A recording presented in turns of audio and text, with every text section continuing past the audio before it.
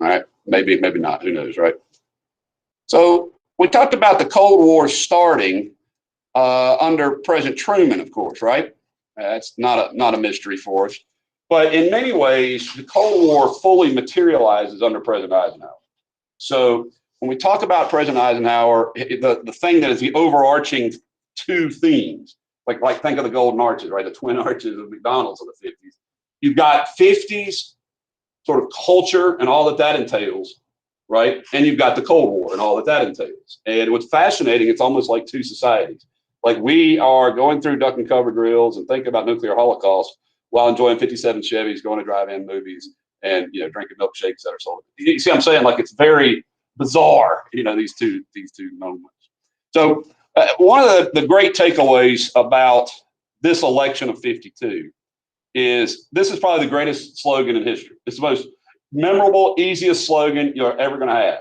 We like Ike, right? I like Ike. People had this button on. They put it on their hat. Everywhere you saw the word Ike. And guys, it was practically a foregone conclusion that if Eisenhower accepted his party's nomination, he would become president. Now, I'll tell you a little bit of history about Eisenhower before this. In 48, Truman met with Eisenhower and told him he would not seek the nomination and would run as vice president if Eisenhower would accept the Democratic nomination in 48. That's how much Truman respected and how much there was a draft Eisenhower movement to get him to be president. He was nominated by the Republicans in 48 and he declined. He didn't want to be, he had zero political experience, and so he didn't want to be a candidate. What he did do, though, is become the head of NATO. And he says, while serving as the head of NATO, he got to meet other, and of course, he'd already done this. He'd met tons of foreign leaders. He was extremely popular, and they're going to run him as the best candidate, the Republicans. Or Ike is not going to really campaign. He's not going to do that kind of stuff. But the Republicans are going to run him as the strong response to Cold War communism. They're going to argue that Truman, in his State Department and the Defense Department, even to a degree, although Ike won't do this, were weak on communism because what country just became communist? China, right? A couple of years before. And then, Korea, what did Truman do? Fired MacArthur, who was our best general. So Ike did make a few campaign promises. His most famous campaign promise, he said, if elected, I will go to Korea and bring an end to that conflict.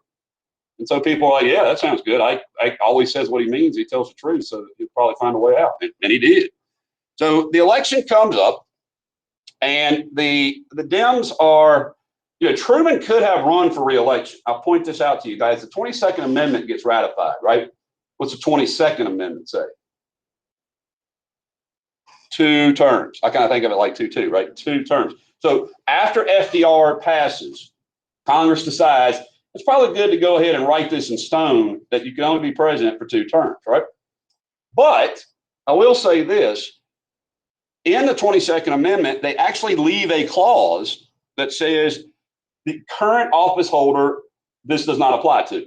So Harry Truman could have actually been, because the limit is 2 terms or 10 years.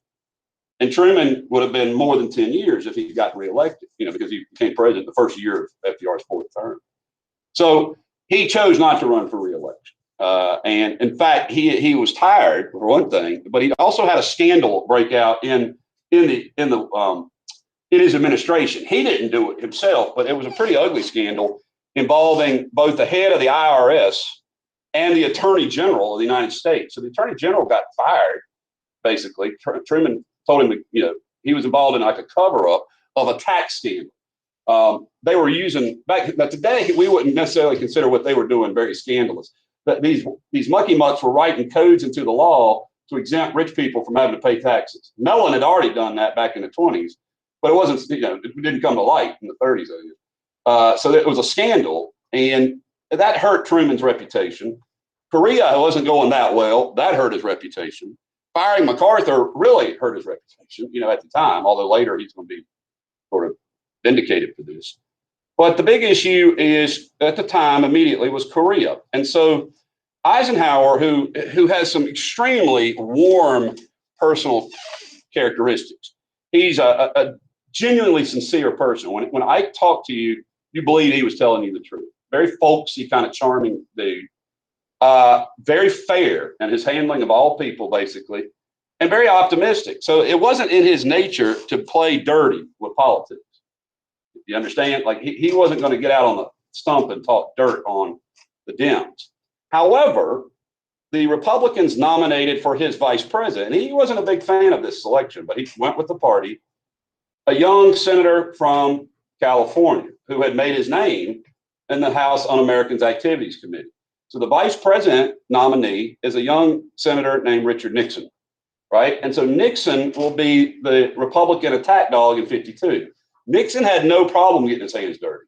Like this guy was a rough and tumble, kind of up from the streets sort of behavior. And so what Nixon is going to do is heavily attack Adlai Stevenson, who was the sort of nice governor of Illinois, a decent guy, a liberal, but not, not a far left Henry Wallace progressive. And Stevenson was, chosen to be the nominee. But Nixon went after the Democrats in general, like the whole Democratic Party. He called Stevenson Adlai the Appeaser, right? As in appeasing communism. He attacked Dean Acheson, who was the Secretary of State under Truman. And so Nixon was kind of like the bulldog, while Ike was like the friendly, I don't know what, border collie, if you're using that analogy. Eisenhower didn't play dirty. Nixon had no problem doing that. Now, it looked like they were going to sail into the White House together until the news story broke that Nixon may have accepted bribes. And this story looked to quickly derail Nixon as vice president.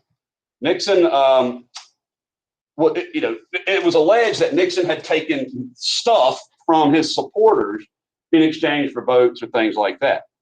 So Nixon is going to pull off one of the most amazing stunts. The Republican Party is ready to drop him off the vice presidency ticket. And Nixon goes on television. Now, he is the first politician to do this. He buys a 30-minute block of time himself. Like, this is the Richard Nixon half hour, and then he gives a speech to the American people.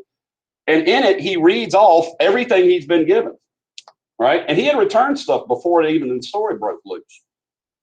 But he got to the end of the speech and he said, but one thing that I received is a little Scotty dog named Checkers. The girls named him Checkers. And so we're not giving that dog back, right? And so, it was kind of like he appealed to the nation's heart by saying, are you going to make the girls give away their puppy? And this, because the dog's name was Checkers, it becomes known as the Checkers speech. And so many people write to the Republicans saying, oh, Mr. Nixon's a great man, don't get rid of him. He stays on the ticket. And so Nixon kind of saves himself from being dropped by the Republicans in 52. Like I said, it's kind of a foregone conclusion. And you can see here, obviously, the Democrats going to vote in the solid South, right? Those 6 southern states from Louisiana, Alabama, Mississippi, the Carolinas, and Georgia are overwhelmingly going to always vote during this period in history Democrat, right? That's the deep South and the original Confederacy. But you'll notice that Virginia votes Republican, right? Tennessee votes Republican. So this is where you start to see a real breaking away of the so-called solid South. All right. And you remember over civil rights issues, right? That was the primary issue. So this time the Democrats are not going to commit sort of political suicide by splintering their party 3 ways, but it didn't matter. The Dems could have nominated a reincarnated Abraham Lincoln and probably they wouldn't have nominated him. But you get the idea. FDR maybe would have been the only one who could have beat Ike in this election. So this is what I'm going to put in here for you to write down because Nixon kind of identifies this first. This will be the first, but not the most important campaign that features television ads. Okay? It's not in your reading. It's my notes for you. The 1960 election of John Kennedy will by far be the most important televised election. But in 52, you start to see the use of this new medium. And also, I would argue, the dumbing down of the American political system. Because from then on, campaigning for politics will be more like selling advertising than it will be thoughtful, deliberative exchange of ideas. The good news is, as Nixon indicated, you could actually go over the political party's head directly to the American people. You know, you don't have to go any further than the election of 2020, or 2016, I should say, to see where the party machine breaks down if somebody's successful on TV. Okay? So, threatens party machinery. It really does dumb down the issues, y'all. Gosh almighty. Being somebody who's been educated most of my life and always tried to strive to get more educated, I can tell you right now, both in literature and in film, but by far the most in politics, you see a dumbing down in our society. And it's very scary. Democracy was never meant to be handled by ignorant people. So TV makes it ignorant. People don't have attention span. You know, politicians make it dumb it down. Yeah, absolutely. You know, and it's always worked with the masses. I tell students all the time, you know what got Lenin in office? Peace, land, bread. That's the simplest slogan of all time. The three things the Russians most wanted, he said, we'll fix. So if you can make your campaign as simple as possible, then you can get elected. Yeah, it's all about slogans. Yeah. So, and hey, if a slogan works well, do it again, right? Because we don't have a memory to remember 30 years before. You know, and if we do, we're not going to call it blame it. You know, we're not going to consider that. That's also inspired by it, right? Yeah, we don't have, you know, it's down the memory hole. So politics becomes commercialized. By the way, this is really, I think, too, not a change in the party system. Keep in mind, we've had two-party systems since our infancy. But this gives far more attention to individuals over the party. You understand? The parties actually are less significant because if you're photogenic, if you look good on TV, if you sound good on TV, then you got a better chance of getting elected than if you're a highly detailed scholar with tons of experience, right? Like that doesn't matter as much. And as we'll see with, for example, the election of Ronald Reagan, a movie star president, right? You know, I mean, that's going to happen. So address the voters directly. I mentioned Nixon is going to go over the head of the party and talk directly to the voter. Okay. FDR used radio, but from now on, it's going to be television. Okay. Now, I put this in here, and this is that poll of polls I like to comment on because I do think it's fascinating that 3 of our top 6 presidents came in a row. And we don't think about that sometimes. But we had FDR, Truman, and Eisenhower in a row, right? So if you look over here, so Lincoln ranks first almost in every poll. Washington, okay, FDR. So those 3 you reckon are going to always sort of be the triumvirate, okay? And then you've got TR, who's usually 4th. And by this poll of polls, now Ike is not ranked 5th in this poll. I'm sorry if that confuses you. But I ranked him by this grouping here. Usually it's TJ, Thomas Jefferson is either 4th or 5th with TR, right? And then Truman and Eisenhower. So if you think about it, that's FDR, Truman, and Eisenhower all together. So even though they're different parties, right, at different times, you know, throughout the 20s, 30s, and 40s, 30s, 40s, excuse me, and 50s, they're going to be very, I think, successful, and so do a lot of historians. So here, by the way, if you're ever studying for the AP exam between now and when you actually do, usually it's the top 2 ranks that you have to know what they did that was good, and the bottom 2 what they did that was bad. You know, they don't usually look nicely on Pierce and Buchanan or, you know, Andrew Johnson, those guys. They usually get ranked pretty low. It's always interesting to check out. One of the ones that's interesting for me is see how high McKinley gets ranked. But that's because he changed the, you know, the nature of the United States from being although I always give the credit to TR, but it went from a regional power to an imperial power, to an international power. All right, let's keep on rolling here. So Eisenhower's foreign policy, that's the bulk of what we're going to look at today. So Eisenhower was probably one of the most qualified individuals in terms of foreign policy in American history. He was a 5-star general who coordinated all of World War II's European theater and led NATO. So this guy, we don't have to worry about him knowing our allies or getting to, he knows these people already well. So when Ike comes in, one of the very, things he promised to do, and I really want to just remind you of this, he said he'd go to Korea, and there he is. That's Eisenhower as president in Korea. All right. And when he went to Korea, he talked with the generals, and he really got a good sense that this thing was getting nowhere. They had been stuck basically in the same place for 3 years. They were using MiGs, the North Koreans were. We were using our Tomcats or whatever the new jet was, the F-16 maybe at that point. But it was just a lot of aerial fighting, a lot of shelling, and nothing was moving. And so we agreed after a lengthy discussion in '53 to enact the armistice. And so that's Ike. Ike simply ended the Korean War, and I think that's kind of cool because he when people take over, and I saw where Biden is doing this in Afghanistan. He said, it's over. We've been there long enough. At this point, if they start the fight again, we'll come back. But don't start the fight again, y'all. And that does the trick.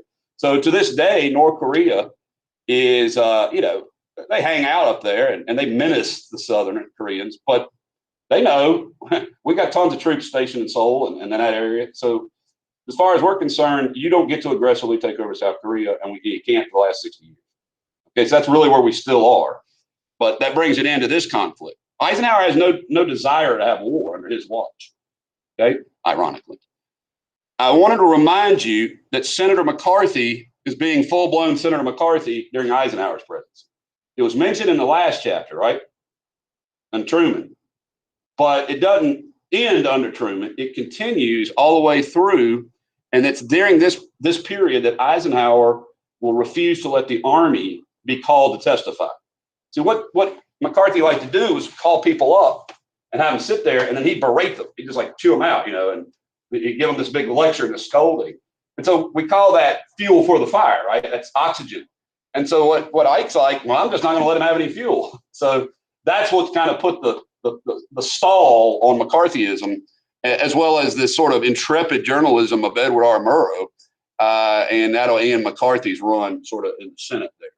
Okay, but I've got this foreign policy on there, and then the book. I think the book does a disservice to you guys, in a sense. I think the book would be better suited doing Truman and Eisenhower's foreign policy, like your DBQ is going to be, and then a chapter on civil rights, because it's such an important issue.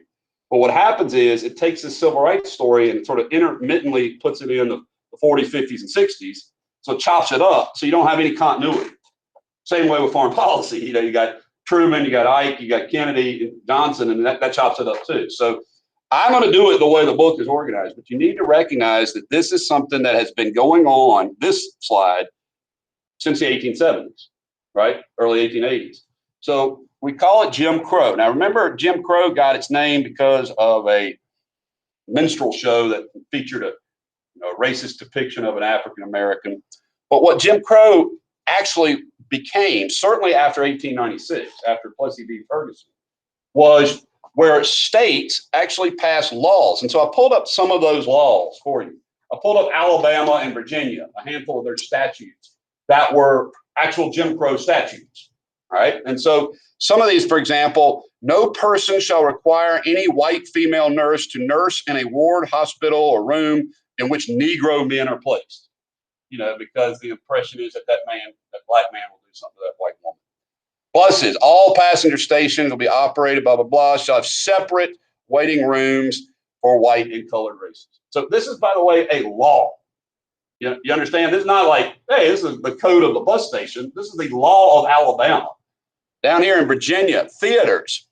Every person operating any public hall, theater, opera, movie show, or any place of public entertainment which is attended by white and colored persons shall separate the white race and the colored race, and shall set apart and designate certain seats therein to be occupied by white persons, and a portion thereof to be occupied by colored persons. Right?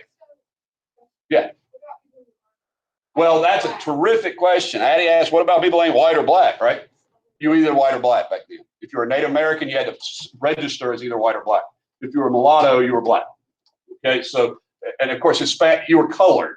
So often you'd actually see that word, colored person, meaning non-white.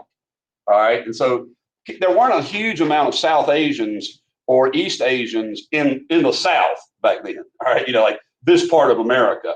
So you had Jim Crow in other places in America, but not nearly as institutional as here. It was more, and so I should actually mention the difference between, there's two types of segregation that occur, and I want to point this out to you. During this period, you had both. So I'll show this to you.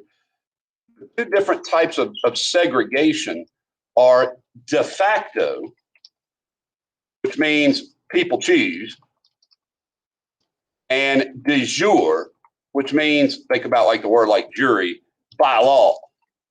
So in America, we had both. Now, the first, not illegal.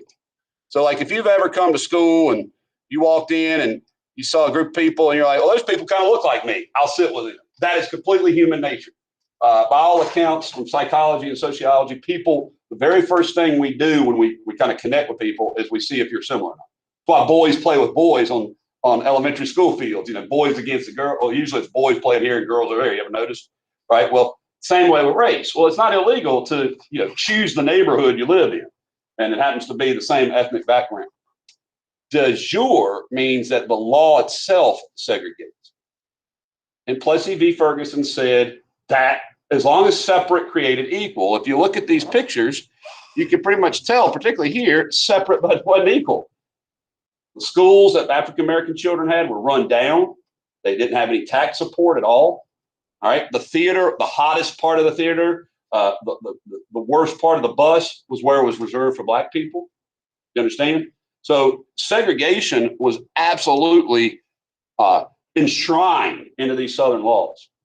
So we're not talking about a slight change here. We're talking about every public facility was divided. There's a famous account of African-American singers. There was a music performance for Black performers called the Chitlin Circuit. And on the Chitlin Circuit, they would keep something called the Green Book to tell you where you could go get food and where you could go to the bathroom. Because as you were traveling through the South, keep in mind, most Blacks could only perform for Black audiences. Where were you going to be able to get a hotel room? Because most everywhere just didn't serve you. We don't serve you, you would hear them say. Right? We won't serve your kind would be another phrase, unfortunately. So Jim Crow was everywhere in the South. And particularly in the deepest of South is where it was most tragic. So I have here a very, very terrible picture, and I want y'all to see this. Now, this jumps out of sequence. This is during President Eisenhower's presidency, 1955. It's a little 14-year-old boy from Chicago takes a trip down to Mississippi to see his cousin. And he's staying in Mississippi. And while he's hanging out with some of his friends out on the side of a street, a white woman accuses him of like wolf whistling, like whistling at her, and talking to him, saying, "Hey, baby," is what she accuses him of. And his friends are like, "Oh, you're crazy. You can't do that." That's the allegation. So that night, two men come and pick up Emmett from his uncle's house where he's staying. And he's never seen again, alive. 3 days later, his body washes up on the Tallahatchie River, and it looks like that picture on the right. So the picture on the left is Emmett Till before he was killed. The picture on the right is Emmett Till's face after he was killed. He was tied to a cotton gin fan, like a big metal fan. They beat him to death, crushed his skull, and then threw him in the river. So they had a trial. Took about less than a day, and they were acquitted. Okay? And the two killers were acquitted. Now, I say the two killers because the two men who killed them, Bryant and Milam, later openly discussed killing him in Look magazine. Because once they'd been tried, they couldn't be tried again, right? So these two men in cold blood murdered this little boy, right? Beat him to death. When his body was brought to Chicago, his mother insisted that his grave, his casket, be open so that everybody could see what they did to her boy, her little boy. Jet magazine, which is a predominantly Black magazine at the time, took this picture and put it on the cover. So Emmett Till, in many ways, is the lightning rod moment of the civil rights discussion, so to speak, or the civil rights development. Because here's a boy who, by the way, a couple years ago, the lady who was a girl at the time who accused Emmett Till told a professor at Duke who was writing a book about it that it was all made up. Like he didn't do anything at all to her. She just said that. And so that's how easy it was to murder a kid in Mississippi. All you had to do was, do it, He was acquitted. These two killers were acquitted. And one of the reasons why they fully confessed in the story is they got paid for it. They got paid to give their story. So you can do the research and the reading on it, and it's an absolute tragedy. But at the time, this was the South. That's kind of how people looked at it. Now, it definitely caught national attention, and it really fired up particularly African Americans, okay? But whites were starting to think about this. One of the most interesting ones for me was actually done by the Carnegie Corporation. Now, that's a nonprofit. They commissioned a Swedish scholar who'd already won a Nobel Prize for his work. And they commissioned him to come study America and study American race relations. They figured if you get a foreigner, remember Alexis de Tocqueville, remember Krevker, if you get a foreigner to come look at America, he'll be able to more objectively figure it out. And so he did. And he studied it, and it's 1,500 pages long, and it is a catalog of all the injustices that he could encounter in the civil rights era, in the South, in Jim Crow. His name is Gunnar Myrdal. One of the more interesting things, too, also for me, is that his major researcher was a guy named Ralph Bunche. Remember him? The man who would go on to win the Nobel Prize for negotiating the Palestinian conflict, right? So these were two very influential writers whose work was read by about 8 people, all right? But it would become, like once the book was released, it would then be publicized about the book. And so this is called The American Dilemma. And the question was, and it really was a fair question, does democracy work if it involves what we were doing to civil rights, to Black people? In other words, this is a critique of American democracy because it's not extended to all our citizens.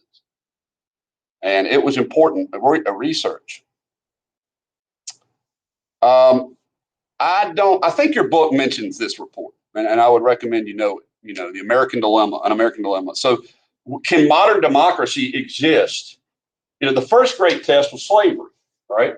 Well, okay, we kind of fought each other over that. But now the question is, can we continue in a society that does this to its weakest members, teenage boys, little boys, really?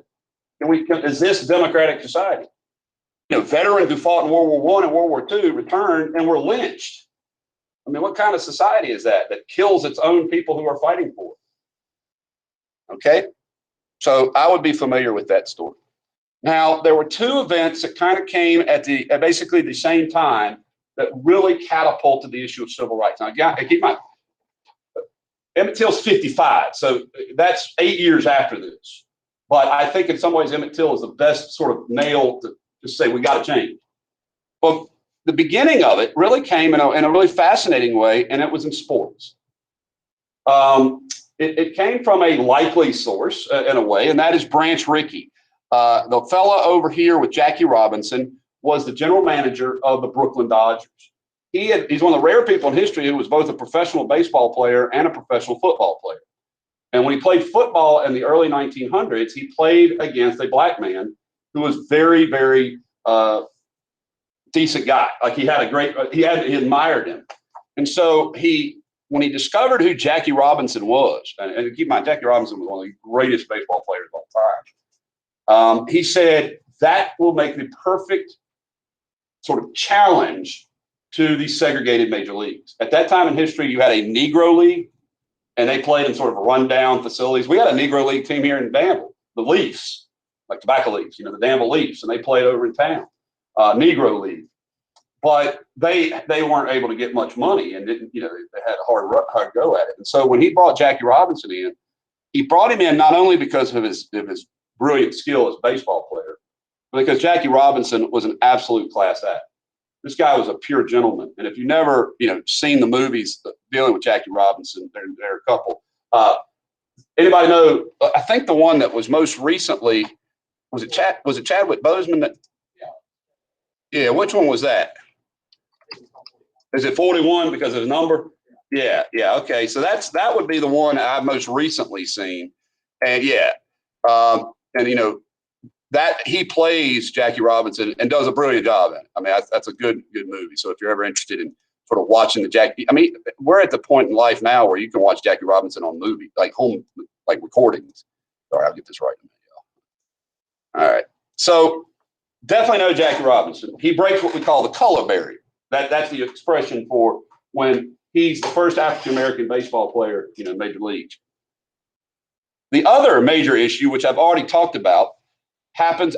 President Truman orders a commission to study in the wake of this thing. In the wake of this, President Truman orders a commission to study what's happening to black folks in America. Keep in mind, Truman was from Missouri. It was a segregated society. Ike was from a segregated society. So they weren't really around black folks much except for in the military. But even in the military, they were segregated, right? And so Truman recognized after the secure these rights. So if you're ever interested in writing like major papers on integration or anything like that, I would think about, the American dilemma and to secure these rights. And once Truman got this, he made a decision that was pretty important and that was hugely important. And he said, what does the president have control over? President can't stop Jim Crow. Those are state laws. President doesn't have any authority over. The only thing the president really has complete authority over is the executive branch of government. And so he made an executive order that integrated all the federal civil service, okay? And perhaps more remarkable at the moment, the entire armed forces. So just like that, Korea was integrated. You understand, in terms of soldiers serving in Korea? Not necessarily just like that, but that was a really transformative moment. And Eisenhower actually he disapproved of it. Ike, by nature, was very cautious. And he believed that anything that came quickly was probably the wrong thing. That's why he sided with Republicans. They're more conservative than the other way around. So Truman is going to do this, and of course, it'll never be undone. Theoretically, a future president could, pre-Brown, could segregate, but they don't. Ike doesn't take this back. Understand? And that's a big deal. Now, the first real gains in civil rights since President Roosevelt, you may recall the Fair Employment Practices Commission. Do you guys recall that at all? FEPC. That was during the war, and it still exists. But any government agency who was employed, like was doing contracts, was not supposed to let you discriminate. But there hadn't been much in terms of success. The Corps had brought, a successful protest. The double V for victory under FDR as well. But what really came as a landmark choice was the NAACP. So the NAACP decided on a strategy that paid off, and that is legal challenges. Trying to register people to vote wasn't working. People were getting killed, right? Marches, nobody cared at the time, right? So they're like, okay, let's use the courts. And so you probably never heard of either of these cases, and that's okay. It's AP, and kind of stepping it up a little bit. And these are two cases that came before the Supreme Court in 1950. And you will notice it involved a black person suing to be admitted to the University of Texas Law School. And the reason for it, Sweat was a case involving a student. There weren't black law schools. Like, he couldn't go to separate but equal in Texas, at the time. There was no separate. So he applied to the University of Texas, UT, in Austin's law school. And it was rejected because he was black. And so he sued, saying, hey, wait a minute, I can't get equal protection under the 14th Amendment. That's a key line. Equal protection under the 14th Amendment. This is going to be the thing that ultimately is going to bring down segregation. Equal protection. Now, I will argue very loudly to everyone listening, that guarantees equal protection, not equal outcomes. You guys understand? We guarantee you an education, not a graduation. Keep that in mind. You have a right to it, and that's the first step. And you'll see the next step, it comes right up the road, Oklahoma State. They were denying admissions based solely on race, on the basis of race. The Supreme Court ruled you cannot segregate a university solely on the basis of race. You can't deny admissions solely on the basis of race.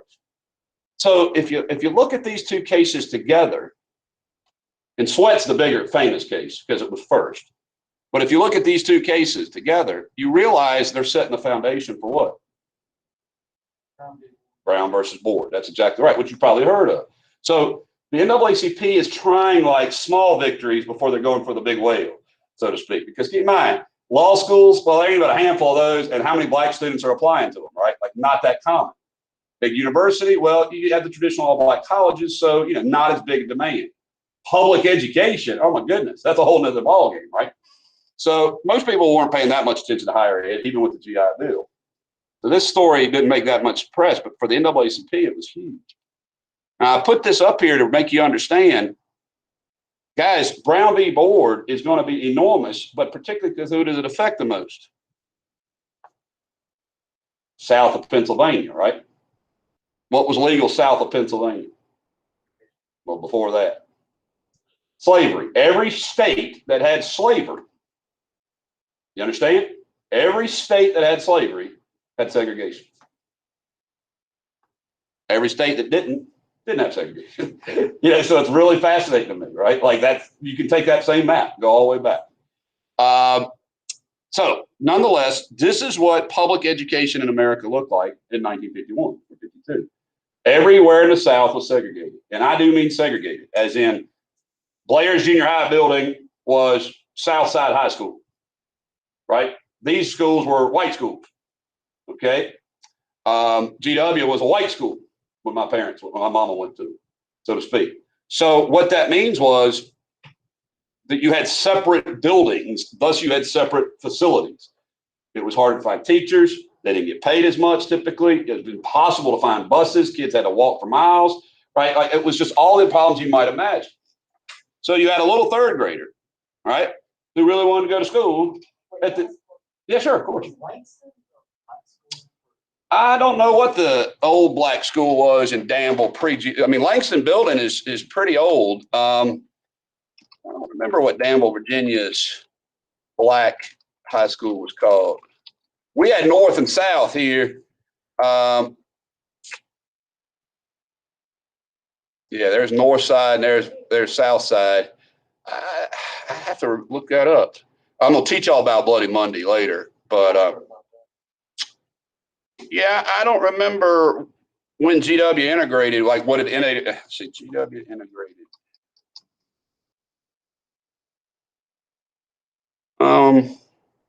Yeah, it was Langston. Good call, Landon. Yeah. Oh, this is at Tech. Somebody did a research on this. Yeah, George Washington High School and Langston High School in 1970 they integrated. So that should tell you right there that integration didn't happen the way it was intended. So this girl was 8 years old. There was a school right up the road, which was white, and she had to go way down the road to get to the black school, so to speak. And obviously, if you're Linda Brown and you're 8, you can't sue, right? Like when you're 8 years old.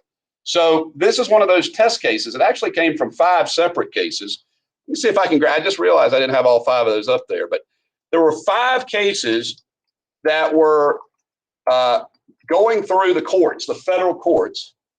And what happened is the court, when they take a case, they usually are looking for, there they are, they're looking for like a problem that can solve all of this at once, I guess the best way to put it.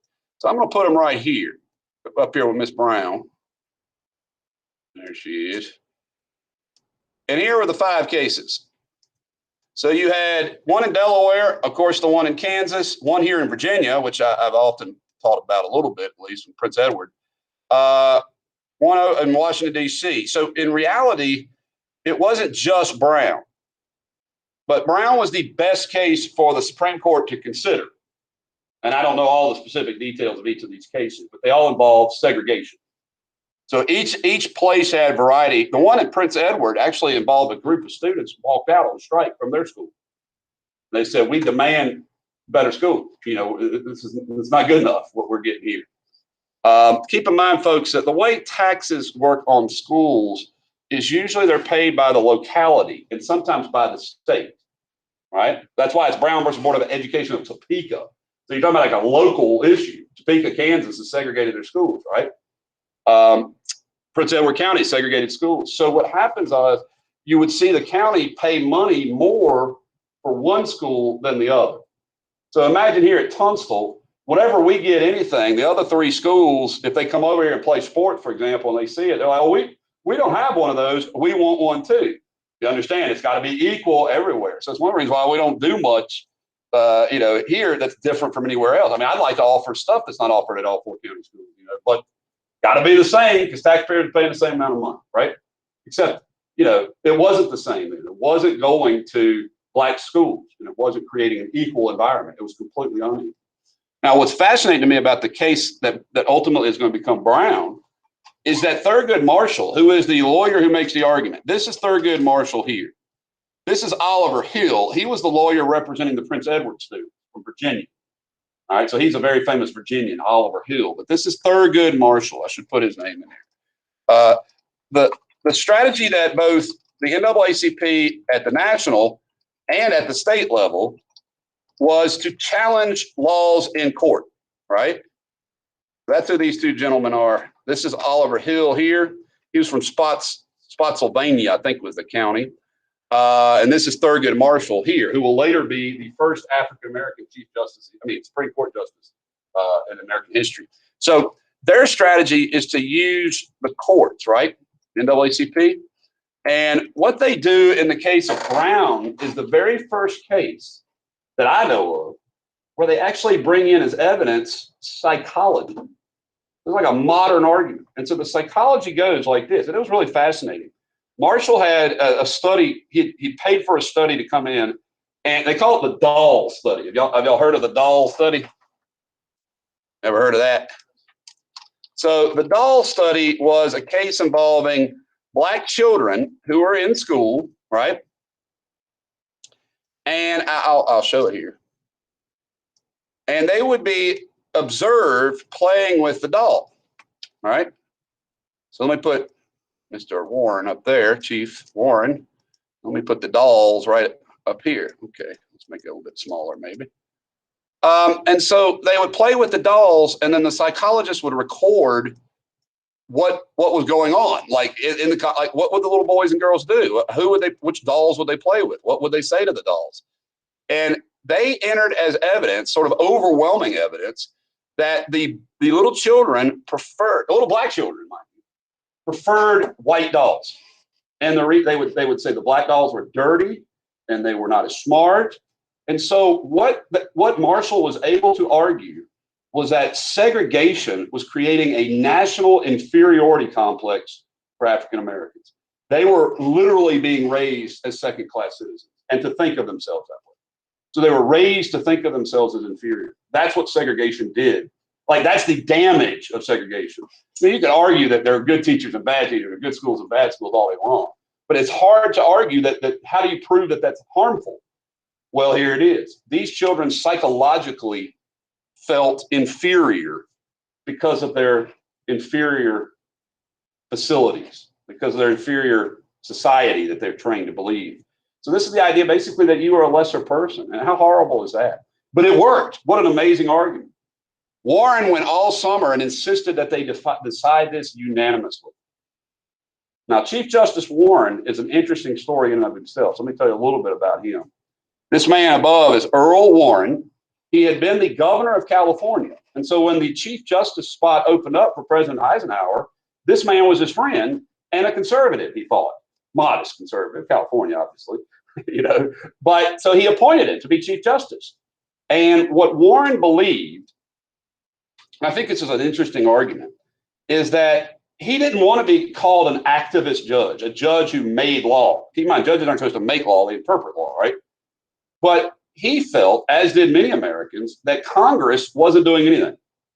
Keep in mind, if Congress was going to pass a law to benefit Black people, they were going to have to get it through a Senate with that group in red, particularly not wanting it, right? And so nothing was happening to stop things like this, and nothing was happening in a society that was divided like this. So he insisted that this ruling be unanimous, and it is. You understand? They discussed with each other for a long time, the justices, but I want you to read it. When it comes to the question of segregation of children in public schools solely on the basis of race, even though their physical facilities and tangible factors may be equal, deprive the children of equal education. We believe that it does. We conclude that in the field of public education, the doctrine of separate but equal has no place. So that is landmark. Now, it does not immediately change America. Now, it changes America psychologically, but it doesn't change America as far as day to day. In fact, one of the things that's problematic, and I need to find this in the language, in Brown, they use language that says all due and deliberate speed. Something like that. Let me see if I can find the quote. Yeah, with all deliberate speed. I can see it on a million different little pictures up here, right? With all deliberate speed. So that's a great line because it's a terrible line. You understand? It's a terrible line. Why? Well, the reason is if you can do the math here, how fast is all due deliberate speed? Well, in some of these places, particularly as I just mentioned, GW, 1970 is when Danville integrated. 1970. Think about that. That doesn't sound like all due deliberate speed, does it? 54. Yeah, 54, right? So you would think that would mean the next year, what would happen? There would be desegregation, but you would be wrong. It would take decades before many southern states would meet this. So what did southern states do? What did southern governors like Governor Byrd of Virginia? Let me show you Governor Byrd. This is when he's going to protest integration. Well, they're going to do nullification, but it's interesting, all right? So let me show you one of Governor Byrd. Let me see if I can find him speaking here. There he is. Byrd isn't the word. So his name is Harry Flood Byrd, and he was a governor that did a whole lot of stuff. I mean, you have to understand, this guy was a very active governor, but one of the things he also did was led massive resistance. He was one of the leaders of it. So what was massive? Here's his statue in Richmond, I think. So what did Governor Byrd and others like him do? Well, they allowed school districts. Keep in mind, state has ultimate control over school districts. They allowed school districts to close their public schools and reopen private academies. So what does that mean? White kids went to private schools. Private schools don't have to follow Brown because it applies to what? Public schools, right? So they closed down public schools, or they refused to comply with the integration order. They just didn't do it. You are exactly right when you said nullification. But here's the tricky part. Can you nullify a Supreme Court decision? Sure. Mr. Oh, you guys, let me take you back for a minute to a case called, well, I was going to say called Worcester versus Georgia. Justice Marshall has made his decision. What? Now let him enforce it. So these guys are basically throwing down the gauntlet and saying Justice Warren has made his decision. Now let him enforce it, right? So then that means who's the question on? The president, because the president is the only one with executive authority to enforce federal law, right? Or federal decisions. We know that Andrew Jackson did not enforce Indian removal's prohibition. So will President Eisenhower enforce desegregation? Well, it's a challenge. And he initially, by the way, President Eisenhower did not like Brown v. Board. He said appointing Earl Warren was one of his great, disappointments. Now, I would tell you that President Eisenhower was not a racist, not by my reading and understanding of it. But he believed that this was far too much radical social change too quickly. You can be a conservative and not an ism. In other words, you're like, society has to take, look, baby steps, right? Small steps. Now, today, in today's world, if you're not fully for it, you must be fully against it, right? Like that's where we are now. So I understand when people would criticize this today. But at the time, Eisenhower is kind of stuck because he believes in the rule of law and he supports that, but he thinks that this is too much too soon. Keep in mind, Chief Justice Warren is going to be the most liberal justice in American history. Under him, we're going to have so many rulings, mostly in the 60s, that will be considered liberal, by modern standards. Okay. So what does Eisenhower then do? Well, we're going to have something else come up before that, but I do want you to know the phrase massive resistance. You guys seen the movie Remember the Titans? Denzel Washington. Oh, he's terrific in it. Yeah, it's a great movie, right? What did they just do in that year? They integrated schools. They made him the coach, right? That's up in Manassas. That's at Osborne, right? Or where was he? Not Osborne Park. It was one of the northern schools in Manassas, I think. Well, that's where they were doing their training. But yeah, no, they're near Manassas, the battlefield. Yeah. So it's in that community. Well, they might have been near Gettysburg in the movie, but the point is that actually is a true story of a Northern Virginia. You're talking about like 1970, your parents' lifetime kind of thing, integration of public schools. My dad talked about his dad's response to this, how much they hated it. Now, my granddaddy was a racist. I'm first to acknowledge that. I mean, he was overtly racist, Alabama, and ugly about it. But growing up, I remember briefly hearing them say, the argument they made was that black students would lower the quality of white students' school. That's what would happen. And that's been the criticism all along of any kind of social integration, is that somehow blacks are going to make life worse for whites. I'm like, well, we're all equal as Americans. We don't get to discriminate. I would make the argument that if blacks were lower on education level at that point in history, it's because of what had happened to them for all of history up to that point, right? But people don't want to look at it that way. They want to look at it just for themselves in that moment, sadly. So all due deliberate speed, or with all deliberate speed, was absolutely slow in the South. Okay. Now, in the same year, now this is why I tell you this stuff comes pouring down, 55, so within 12 months. You have the emergence of two of the most famous names in the civil rights era. And it's interesting to me how this young man, King in 55, this is Dr. Martin Luther King. King in 55 was, I want to say 20, I don't want to guess, 26. He was 26 years old. You guys know any 26-year-olds?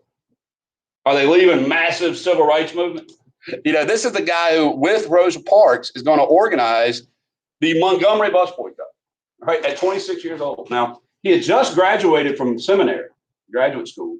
He'd studied under Reinhold Niebuhr, the guy I mentioned earlier, and others. And he's from a middle-class, well-to-do family in Atlanta. His father had been a minister. Oh, wait, Dr. King is an interesting guy. His father and he both had the name Michael. So when he was growing up, he was known as Mike. And his daddy went to Germany and studied Martin Luther, who pioneered the Reformation, and renamed him and his son, Martin Luther King. So I was like, can you imagine Mike King Day? That just doesn't fall off the, it's not like an average dude. Hey, Mike. So this young man had come down to Alabama. He'd gotten his first church. When you graduate from seminary and you get your church appointment, that's kind of like a nice deal, right? And he'd come to Montgomery. He's ended up moving back to Atlanta later.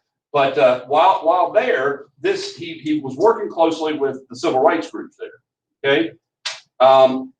And there was a secretary of the NAACP, and her name was Rosa Parks. So she's always described as an Alabama seamstress, right?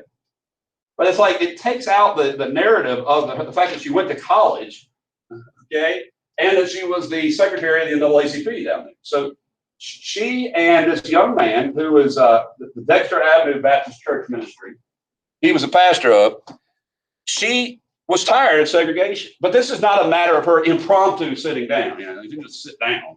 She had planned to openly boycott, or protest rather, the Jim Crow law on buses.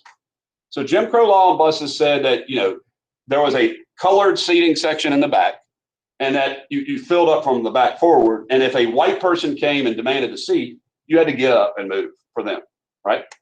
So she didn't. She refused to get up on purpose, and she got arrested. And by the way, you can watch this in interviews now. All of this stuff's on the internet. It's beautiful to watch now. It's like watching history.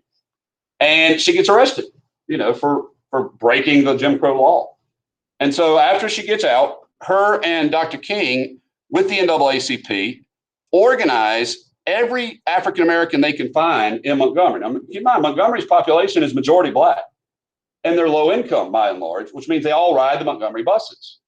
So like the city bus, you understand? So for a year, they don't ride the bus. Now, these are people without cars, right? And they have jobs. So you'll have a handful of well-to-do black people, middle class, not well-to-do, middle-class black people, literally drive these people, like carpool these people around to be housekeepers and like their day job. And eventually the city of Montgomery is like, the whole bus system's going to go broke.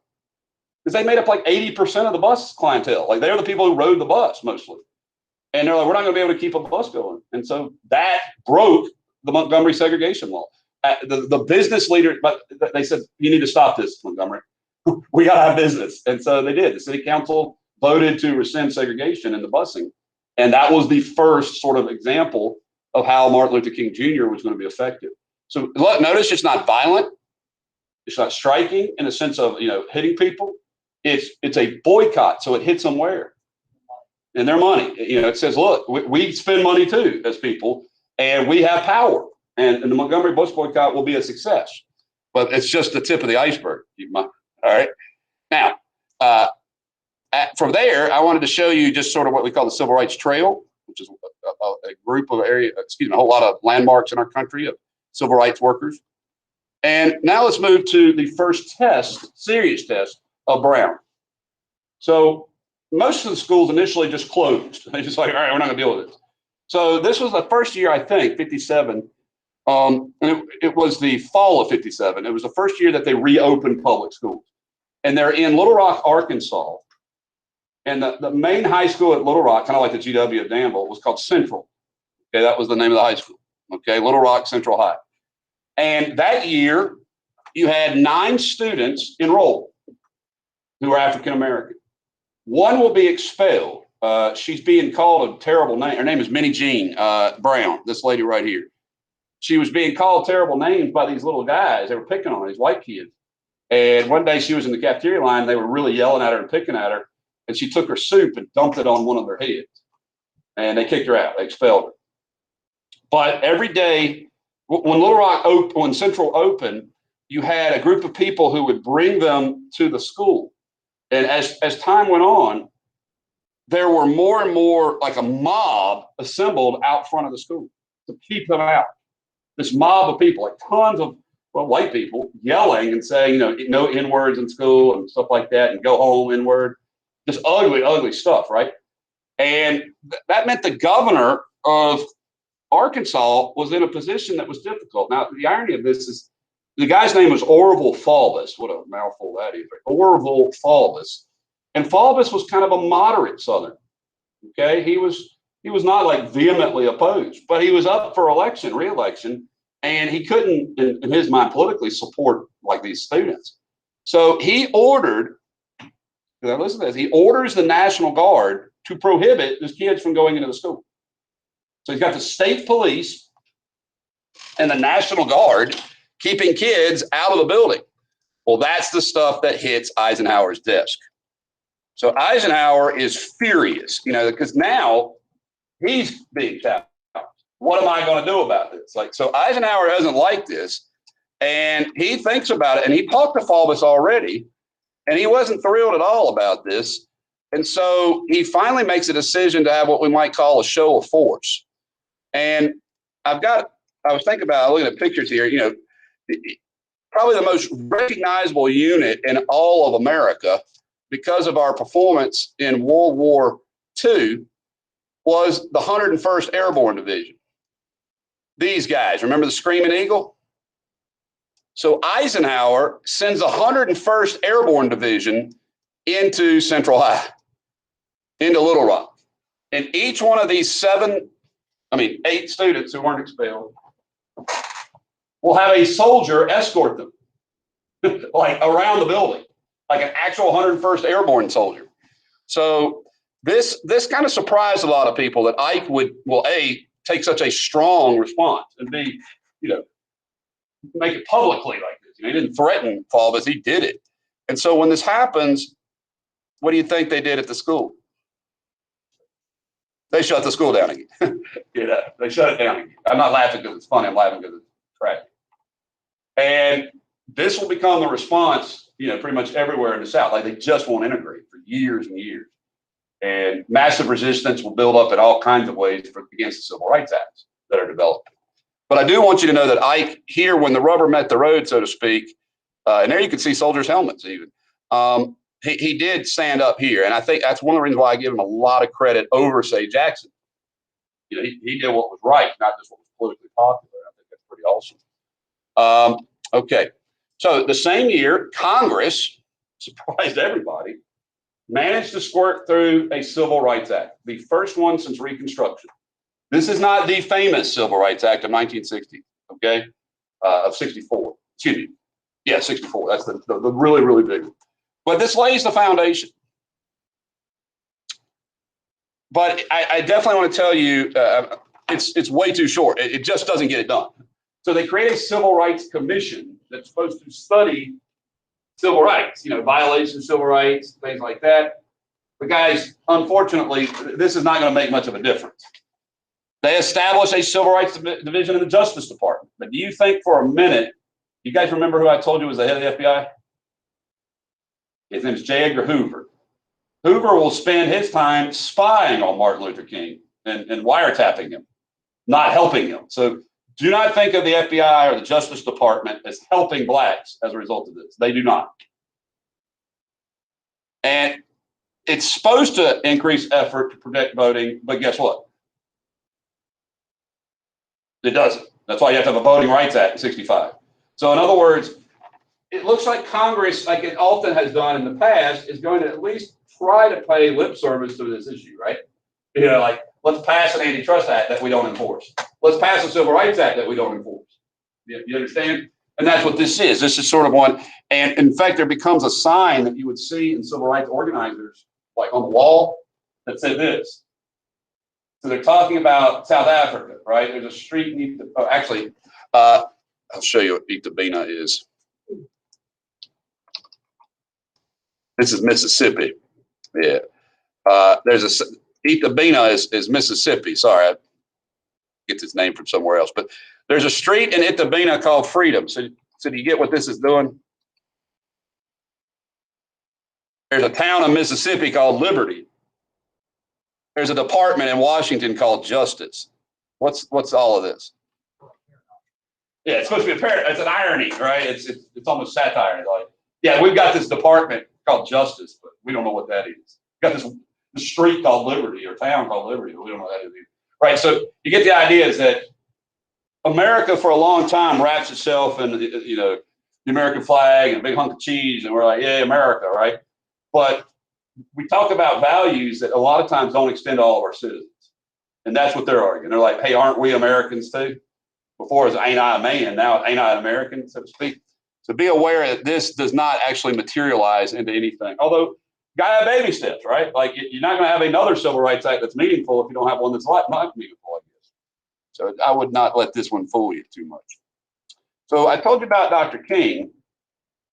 Pretty early on, he began to recognize where is the most important sort of social relationship for African Americans? By his family. The church, right? The church. And so he is going to meet with a host of ministers, and they're going to establish a national organization of pastors, right? Called the Southern Christian Leadership Conference. Okay. For the Southern Christian, I know I've got it on like the pictures around it too, but I kind of want to make sure you understood it. Southern Christian Leadership Conference. And so think about, for as long as we've been talking about the history of African Americans, one place that's sort of like the place where you could go and be together as a people for African Americans was church. And so the church over time, I mean, since Reconstruction days, had become the center of their community. So like the social center, so get hung out there kind of thing, but also became the center of their political community. So in other words, if you wanted to talk politics, you gather at the church. You wouldn't gather at a local fire station or anything because they're all white. And whites allow black people to gather at church. That's one place where you could gather. So in many ways, this reminds me of the Jewish synagogue. The Jewish synagogue became the school, the center of the community center, and the church, right? Well, that's kind of what these do. And so King said, as ministers, particularly as educated people, we have a responsibility for our flock, our parishioners, to help organize them. And so the SCLC will be one of the most important organizations of the civil rights in its era, and it's led by Dr. King. So this is his group. Think of Thurgood Marshall as the NAACP. Okay, that's their group, so to speak.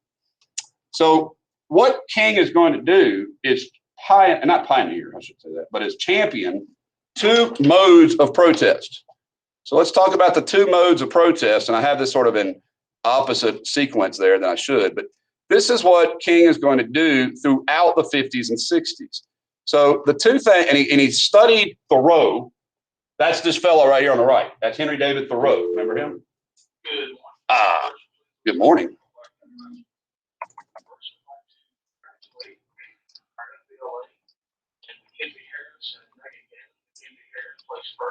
Processing. Megan Kim placed fourth in business law, and both young ladies qualified for nationals. Congratulations, Trojans. Also, congratulations to Coach Hunsaker, who was recognized as Coach of the Year in an article printed by River City Sports. Also, the following students are recognized on River City Sports all-district teams: Derek Downs, Benjamin Cyphers, Holden Casta, and KP. Also, football conditioning will start Monday, May the 3rd from 3:30 until 5:30 at the field house. We will hold conditioning on Mondays and Thursdays throughout the month of May. This is for students who are not playing a spring sport and who have a VHSL physical and concussion form